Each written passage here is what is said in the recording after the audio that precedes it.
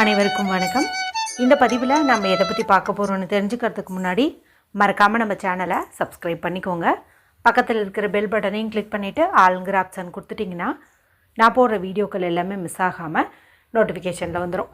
இந்த பதிவு மிக மிக முக்கியமான பதிவு, அனைவரும் தெரிந்து கொள்ள வேண்டிய ஒரு பதிவு அப்படின்னே சொல்லலாம். ஏன்னா இன்றைக்கி நமக்கு அற்புதமான ஒரு நாளாக அமைஞ்சிருக்குது. இந்த நாளை நம்ம சரியாக பயன்படுத்திக்கிட்டோம் அப்படிங்கும்போது நமக்கு இருக்கக்கூடிய கடன் பிரச்சனையும் தீரும், பணமும் சேரும். ஒரே கல்லில் ரெண்டு மாங்கான்னு சொல்கிற மாதிரி ரெண்டு விஷயமே நமக்கு ஆட்டோமேட்டிக்காக நடக்கும். சரி, அப்படி என்ன இந்த நாளில் சிறப்புன்னு பார்த்திங்கன்னா, இன்று பிப்ரவரி மாதத்தின் 6ஆம் தேதி, தை மாதத்தின் 23ஆம் தேதி நிறைஞ்ச வெள்ளிக்கிழமை. வெள்ளிக்கிழமை அப்படிங்கிறது மகாலட்சுமி தாயாருடைய வழிபாட்டுக்கும் அவங்கள அதிபதியாக கொண்ட சுக்கிர பகவானுடைய வழிபாட்டுக்கும் ஏற்ற ஒரு நாள் அப்படின்னு சொல்லலாம். அதுவும் இது தை மாதத்தில் வரக்கூடிய கடைசி வெள்ளிக்கிழமை.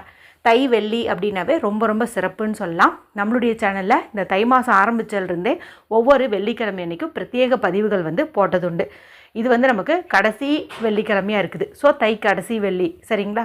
அடுத்து இன்றைக்கி தேய்பிறை பஞ்சமி தேதி இருக்குது. இந்த தேய்பிறை பஞ்சமிங்கிறது தான் நம்மளுடைய கடன், நோய், யமபயம், கஷ்டங்கள் எல்லாத்தையுமே நீக்கக்கூடிய ஒரு நாள்னு சொல்லலாம். இந்த தேய்பிறை பஞ்சமியில் பொதுவாக வாராகி அம்மன் வழிபாடு செய்கிறது சிறந்த பலனை கொடுக்கும். குறிப்பாக தேங்காய் தீபம் ஏற்றி வழிபாடு செய்கிறது அத்தனை விதமான கஷ்டங்களையும் நீக்கி நல்ல ஒரு முன்னேற்றத்தை நம்ம வாழ்க்கையில் ஏற்படுத்தி தரும்னே சொல்லலாம். உங்களை யாருக்காவது தேங்காய் தீபம் வீட்டில் ஏற்றணும்னு விருப்பப்பட்டிங்கன்னா நம்ம சேனலில் ஆல்ரெடி அதை பற்றின டீட்டெயில்டான ஒரு பதிவு போட்டிருக்கிறேன். எண்டு ஸ்க்ரீனில் கூட லிங்க் கொடுக்குறேன். அதை பார்த்தீங்கன்னா A to Z தெளிவாக நீங்கள் தெரிஞ்சுக்குவீங்க. அது நீங்கள் தொடர்ந்து ஒரு 5 தேய்பிறை பஞ்சமி நாளில் செஞ்சு வரும்போது என்ன கஷ்டத்தை நீங்கள் முன் வச்சு அதை ஏற்றினீங்களோ அந்த கஷ்டம் காணாமல் போயிருக்கும் அப்படின்னே சொல்லலாம். எப்படிப்பட்டதாக இருந்தாலும் சரி எண்டு ஸ்க்ரீனில் லிங்க் கொடுக்குறேன், பார்த்துக்கோங்க. பொதுவாக வாராகி அம்மன் வழிபாட்டுக்குரிய திதின்னு சொல்லியாச்சு இல்லையா? வாராகி அம்மன் வழிபாடு செய்யாதவங்க இந்த நாளில் மகாலட்சுமி தாயார் வழிபாடு செய்கிறது நல்லதுன்னு சொல்லுவாங்க. இன்றைக்கி பார்த்திங்கன்னா மகாலட்சுமிக்குரிய வெள்ளிக்கிழமை நாள்லேயே இந்த பஞ்சமி தேதி வந்திருக்கிறது கூடுதல் சிறப்புன்னு சொல்லலாம். அடுத்து பார்த்திங்கன்னா இன்றைக்கி தேதி 6. இந்த 6ங்கிற எண்ணுக்கு அதிபதி யாருன்னு பார்த்திங்கன்னா சுக்கிரன். சுக்கிரனுக்குரிய எண்ணானது இந்த தேதியில் வர்றது விசேஷம். அடுத்து இன்றைக்கி தை 23. இதில் வர 2யும் 3யும் ஆட் பண்ணிங்கன்னா உங்களுக்கு கிடைக்கக்கூடிய எண்ணானது 5. 5ங்கிற எண் எதை குறிக்குது? பஞ்சமியை குறிக்குது. 5வது திதி பஞ்சமி தான், அதை குறிக்குது. மேலும் வாராகி அம்மன்கிறவங்க பார்த்திங்கன்னா சப்த கன்னியர்களில் 5வதாக இருக்கக்கூடியவங்க. எல்லாமே சிறப்பாக அமைஞ்சிருக்கு அப்படின்னே சொல்லலாம். இந்த நாளில் ஒரு குறிப்பிட்ட இலையில் ஒரு 4:30 இரவு 9 மணிக்குள்ளே தீபம் ஏற்றுங்க. இதன் மூலமாக உங்களுடைய அத்தனை விதமான கஷ்டங்களும் நீங்கள் பணம் சேருன்ட்டு ஒரு பதிவு போட்டிருக்கேன். அடுத்ததாக கற்பூரவள்ளி இலை பரிகாரம் குறித்தும் போட்டிருக்கிறேன். இந்த 2 வீடியோனுடைய லிங்க்கையுமே எண்டு ஸ்க்ரீனில் கொடுக்குறேன். பார்க்காதவங்க பார்த்து ஏதோ ஒன்றையாவது செய்யுங்க, நிச்சயம் நல்ல பலன் அப்படிங்கிறது உறுதி. திருப்பி இந்த பதிவுக்கான விளக்கத்துக்குள்ளே போகலாம். இப்போ நான் சொல்லக்கூடியதையும் மாலை 4:30க்கு மேலே இரவு ஒரு 9 மணி அல்லது 10 மணிக்குள்ளே நீங்கள் செய்கிறதுங்கிறது நல்லது. இதுக்கு எந்த ஒரு ரூல்ஸ் அண்ட் ரெஸ்ட்ரிக்ஷன்ஸுமே கிடையாது. ஆண்கள் பெண்கள் யார் வேணுமானாலும் செய்யலாம். பீரியட்ஸ் டைம்லேயும் செய்யலாம், பிறப்பிறப்பு தீட்டு இருந்தாலும் செய்யலாம். சரி, இதுக்கு தேவையான பொருள் என்ன அப்படின்னு பார்த்தலாம். காலியான ஒரு மண் அகலோ அல்லது மண்ணில் பவுல் மாதிரி இருக்குது அப்படின்னா அதை நீங்கள் எடுத்துக்கோங்க. அது இல்லைன்னா பீங்கான் அல்லது கண்ணாடி பயன்படுத்துறது சிறப்பு. இப்படி ஏதாவது ஒன்று எடுத்துகிட்டு இதில் கைப்பிடி அளவுக்கு கல்லுப்பு நம்ம போடணும். வெள்ளிக்கிழமை நாளில் கல்லுப்பை வச்சு செய்யக்கூடிய பரிகாரங்கள் எல்லாமே கைமேல் பலனை கொடுக்கும். இதுக்கு நீங்கள் சமையலறையில் பயன்படுத்திகிட்டு இருக்கிற கல்லுப்பை எடுத்துக்கக்கூடாது. புதுசாக ஒரு பேக்கெட் வச்சுருக்கீங்கன்னா அதிலேருந்து எடுத்துக்கோங்க. இல்லைனா பரிகாரத்துக்குன்னு பூஜை அறையில் கல்லுப்பு வாங்கி வச்சுக்கோங்கன்னு நம்ம சேனலில் சொல்லியிருக்கிறேன். அந்த மாதிரி ஃபாலோ பண்ணிங்கன்னா அதிலேருந்து எடுத்துக்கோங்க. வலது கையால் எடுங்க, அழுத்தம் கொடுத்து பிடிங்க. அதன் பிறகு அந்த பவுலில் கல்லுப்பு போட்டுருங்க. அடுத்து எண்ணெய் 5 மிளகு. இந்த மிளகுக்கு விஷதம் முறிக்கக்கூடிய தன்மை, கஷ்டங்கள், கவலைகள் எல்லாத்தையுமே போகக்கூடிய தன்மை உண்டு. எண்ணெய் 5 மிளகு எடுத்துக்கோங்க. அடுத்து 6 கிராம்பு எடுத்துக்கோங்க. நல்லா மொட்டோடு இருக்கிற மாதிரி முழு கிராம்பாக 6 கிராம்பு எடுத்துக்கோங்க. அடுத்து ஒரு 5 ரூபாய் காசு எடுத்துக்கோங்க. ஏன்னா 5 ரூபாய்ங்கிறது அதிகப்படியான பணவரவை ஈர்த்து கொடுக்கும். மேலும் இன்றைக்கி 5ங்கிற எண் ஹைலைட்டடாக இருக்குதுன்னு சொல்லிட்டேன் இல்லையா? அதனால் இது எடுத்துக்கிறது சிறப்பு.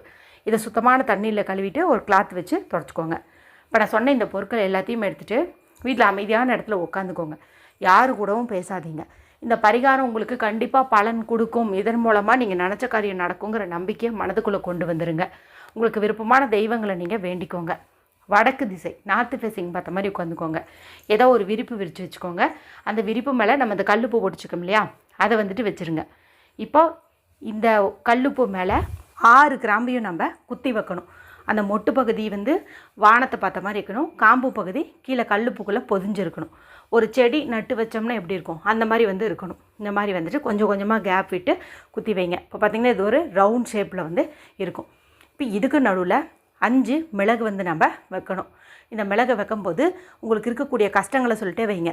கடன் தீரணும், நோய் தீரணும், எதிரி தொல்லை நீங்கணும், கவலைகள் நீங்கணும், இந்த மாதிரி சொல்லிக்கிட்டே வந்துட்டு பொறுமையாக இந்த மிளகு வந்துட்டு வைங்க.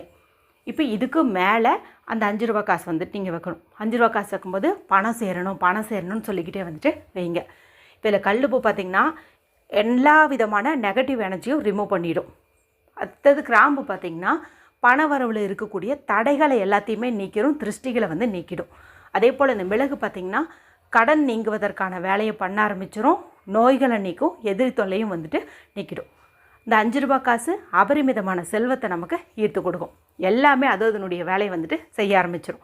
இப்போ இது உங்கள் 2 உள்ளங்கைக்கு நடுவுலையும் வச்சுட்டு மனதார ஒரு முறை பிரார்த்தனை பண்ணிவிட்டு, இப்போ சுத்தமாக இருக்கிறீங்க, பீரியட்ஸ் இல்லை, அசைவம் சாப்பிட்லங்கிறவங்க பூஜை அறையில் கொண்டு போய் 1 நிமிஷம் வச்சு வழிபாடு வந்து செய்யுங்க.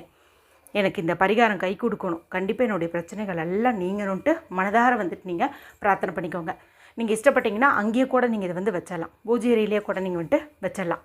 இல்லைங்க நாங்கள் பீரியட்ஸில் இருக்கிறோம், நான்வெஜ் சாப்பிட்டோம் அப்படிங்கிறவங்க மனசுக்குள்ளே வழிபாடு செஞ்சீங்க இல்லையா, அதே கையோடு நீங்கள் இதை எடுத்துகிட்டு வந்து உங்களுடைய வீட்டில் படுக்கை அறை, இந்த படுக்கை அறை அப்படிங்கிறது தென்மேற்கு மூலையில் இருக்கும். இந்த குபேர மூலை இங்கே தான் நம்ம பீரோவில் வைப்போம்.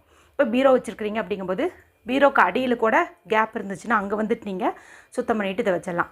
இல்லைனா பீரோக்கு மேலே கூட நீங்கள் ஒரு துணி வச்சு தொடச்சி விட்ருங்க, டஸ்ட்டில் அது மாதிரி தொடச்சி விட்டுட்டு அங்கே வந்துட்டு நீங்கள் வச்சுருங்க. இது இந்த இடத்துல வைக்கிறதுனால இங்கே இருக்கக்கூடிய அத்தனை விதமான திருஷ்டிகளையும் நீக்கும். பண வரவில் இருக்கக்கூடிய அந்த திருஷ்டிகள் தடைகள் எல்லாத்தையுமே வந்துட்டு நீக்கும். இது வந்து 1 மாதம் வரைக்கும் அப்படியே இருக்கட்டும். இந்த தேய்பிறை பஞ்சமிக்கு வச்சுருக்கீங்கும்போது அடுத்த தேய்பிறை பஞ்சமி வரைக்கும் இது அப்படியே வந்து இருக்கட்டும். நடுவில் வந்துட்டு நீங்கள் ஒரு 10 நாளைக்கு ஒரு தடவை உப்பு எடுத்து பாருங்கள். உப்பு ரொம்ப கருப்பாயிடுச்சு அப்படிங்கும்போது இது நெகட்டிவ் எனர்ஜியெல்லாம் இழுத்து வச்சுருக்குது அப்படிங்கிறதுனால நீங்கள் உடனே வந்துட்டு அதை டிஸ்போஸ் பண்ணிவிடுங்க. உப்பு பார்த்தேன் நல்ல வெள்ளையாக தான் இருக்குது அப்படின்னு நினச்சிங்கன்னா இதை அப்படியே வந்து விட்டுருங்க. 1 மாதம் வரைக்கும் அது அப்படியே வந்துட்டு இருக்கட்டும். 1 மாதம் கழிச்ச பிறகு இந்த உப்பு, அந்த மிளகு, கிராம்பு இது எல்லாத்தையுமே ஓடுகின்ற நீர்நிலைகளில் விட்டுருங்க. இல்லைன்னா டஸ்ட்பினில் போட்டு அப்புறப்படுத்திடுங்க. அந்த காசை நீங்கள் ஏதாவது மங்கள பொருட்கள் வாங்கிறதுக்கு, கோவில் உண்டியலில் போகிறதுக்கு, தான தர்மங்கள் செய்கிறதுக்குன்ட்டு பயன்படுத்திக்கோங்க. பொதுவாக இதில் நம்ம பயன்படுத்தியிருக்கக்கூடிய ஒவ்வொரு பொருட்களுமே பார்த்திங்கன்னா அதீத சக்தி வாய்ந்தது. அதுவும் நம்ம பயன்படுத்தியிருக்கக்கூடிய இந்த தேதி ஆகட்டும், நாள் ஆகட்டும், திதி ஆகட்டும் ரொம்ப விசேஷம் வாய்ந்தது அப்படின்னே சொல்லலாம். ஸோ மற்ற நாட்கள் இதை நீங்கள் செஞ்சு பலன் கிடைக்கலினாலும் கூட இந்த முறை உங்களுக்கு பலன் அப்படிங்கிறது நிச்சயம். நான் ஏற்கனவே சொன்ன அந்த கற்பூர வழி இலை பரிகாரம், அதே போல் தீபம் ஏற்றக்கூடிய பரிகாரம் அதையும் செஞ்சுட்டு இதையும் செய்யலாமான்னா தாராளமாக வந்துட்டு செய்யலாம். இன்னும் நம்மளுக்கு அற்புதமான பலன் தான் கிடைக்கும். மொத்தத்தில் இந்த நாளை பயன்படுத்திக்கோங்க. மாலை 4:30 இரவு 10 மணிக்குள்ளார இந்த அற்புதமான பரிகாரத்தை எல்லாரும் செஞ்சு பலனடையுங்க. வீடியோ பிடிச்சிருந்தால் மற்றவங்களையும் ஷேர் பண்ணுங்கள், லைக் பண்ணுங்கள். மற்றும் ஒரு பயனுள்ள பதிவில் உங்களை சந்திக்கிறேன். நன்றி, வணக்கம்.